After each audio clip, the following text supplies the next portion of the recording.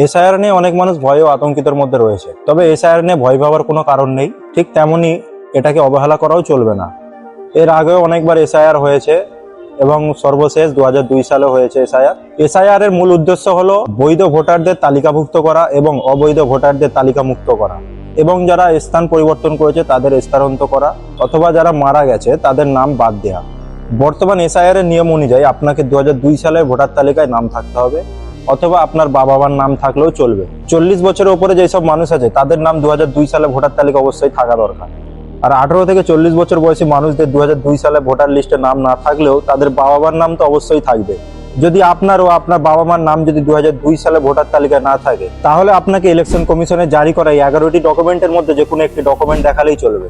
SIR এর কার্যকর শুরু হলে প্রথমে বিএলও আপনার কাছে একটি ফর্ম নিয়ে আসবে, যেই ফর্মে আগে থেকে আপনার কিছু ডিটেলস থাকবে, এবং ফর্ম ফিল আপ করার জন্য 2002 সালে ভোটার তালিকায় যদি আপনার নাম থাকে অথবা আপনার বাবা মার নাম থাকে, সেই ডিটেলস দিয়ে আপনি ফর্ম পরিপূর্ণ ফিল আপ করতে পারবেন। তখন আপনার আর কোনো ডকুমেন্টের প্রয়োজন হবে না।